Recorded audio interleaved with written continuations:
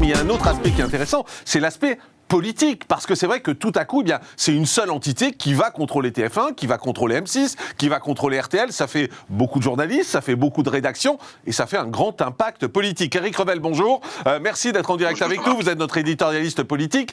Il y a forcément un enjeu politique dans cette fusion.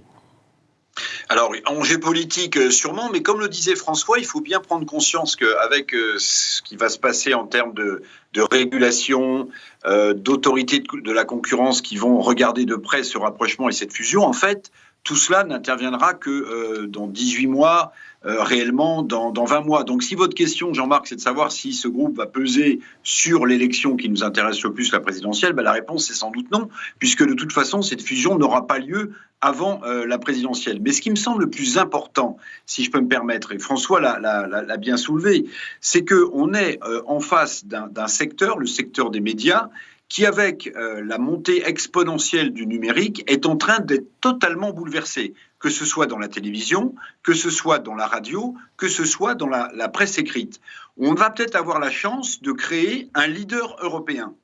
en France, un leader européen qui serait donc le résultat de la fusion d'M6 et de TF1. Mais un leader européen, pourquoi est-ce que ça a de l'importance pour notre pays, au-delà du fait qu'il faut se battre contre les majors américains, on rappelait le mariage de Warner Media et de Discovery, qu'il faut se battre contre les plateformes Netflix ou Disney+.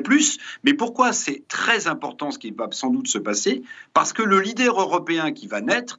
parlera français et sera francophone. Et ça, c'est un point déterminant, me semble-t-il, parce qu'on parle souvent d'exception culturelle. On a un service public qui est très puissant en France, France Télévisions et Radio France. Et là, on risque d'avoir un groupe privé qui va, à sa manière, défendre aussi l'exception culturelle francophone et française, parce que ce géant qui va naître sans doute de la fusion d'M6 et de TF1 produira des émissions françaises, produira des films aussi français. Et de toute façon, à l'échelle du monde, François l'a bien dit, il n'y a pas d'autre choix. Parce que la constitution des mastodontes en face ne laissait pas d'autre choix, évidemment, à Nicolas de Taverneau, qui a été salué pour la gestion de son groupe, voilà pourquoi sans doute il a été préféré à Gilles Pélisson, ne laissait pas d'autre choix à Martin Bouygues, qui avait bien compris, le patron du groupe Bouygues, dont la filiale est TF1, qu'aujourd'hui, une télévision, aussi puissante soit-elle au niveau national, n'a plus la puissance suffisante pour s'imposer face aux monstres américains dans les plateformes ou dans la télévision. Donc ce choix-là, c'est une stratégie à partir d'un constat, et si vraiment il y a naissance de ce groupe M6-TF1, il faudra, je pense, s'en réjouir parce que ça donnera beaucoup plus de poids à la francophonie et à l'exception culturelle française. Effectivement, très bonne analyse, Éric, mais excusez-moi de revenir à l'enjeu politique, parce qu'on dit aussi quand même que les médias, c'est le quatrième pouvoir, et là, on va avoir quand même un groupe énorme, je l'ai dit, avec beaucoup de journalistes, beaucoup de rédactions. Ça va être compliqué pour un pouvoir de se fâcher avec ce nouveau groupe TF1, M6, parce que ça représente beaucoup de puissance, ça représente des millions de téléspectateurs, ça va devenir un enjeu politique en ça au moins, et même si ça intervient après l'élection, c'est-à-dire même si ça intervient dans 2 ans, il y a un pouvoir qui va exister, qui est un pouvoir qui ne sera jamais vu en France.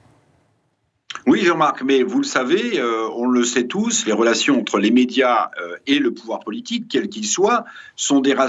relations qui sont installées, qui parfois sont frontales, qui parfois ne le sont pas. Mais ce qui est intéressant, me semble-t-il, pour répondre complètement à votre question, c'est que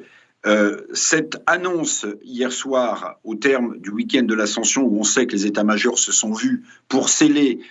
cet accord, en tout cas ces négociations exclusives entre TF1 et M6, ce qu'il faut voir aussi, c'est que, à mon sens, ça donne le coup de départ à une remise en cause, un bouleversement des médias en France. Il y a d'autres groupes qui vont sans doute changer d'actionnaires principaux, des regroupements qui vont avoir lieu. Je pense par exemple que pour les chaînes info, avoir comme relais une radio, c'est un couple qui va être gagnant, comme on l'avait fait à l'époque, et d'ailleurs avec Étienne Moujotte sur LCI et Radio Classique, lorsqu'on avait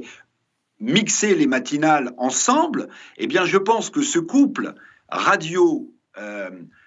chaîne d'infos, du côté de TF1 avec LCI et pourquoi pas RTL, François en parlait, mais aussi ailleurs, hein, on parle d'un rapprochement peut-être de CNews et d'Europe 1. Tout ça va redessiner le paysage audiovisuel français, mais encore une fois, il ne s'agit pas de manœuvre politique, il s'agit de cohérence industrielle. Aujourd'hui, l'émergence exponentielle du numérique dans tous les médias, la presse quotidienne, les magazines, la radio et la télévision font que de toute façon aujourd'hui l'échelle n'est plus du tout nationale, ni même peut-être d'ailleurs européen, ce qu'avait rappelé le patron allemand de Bertelsmann, qui contrôle M6 et RTL, l'échelle elle est mondiale. Et ceux qui ne prendront pas les barreaux de cette échelle pour essayer de gravir et d'obtenir une position dominante, seront appelés sans doute à disparaître. Voilà pourquoi ce top départ avec la fusion annoncée d'M6 et de TF1, à mon avis,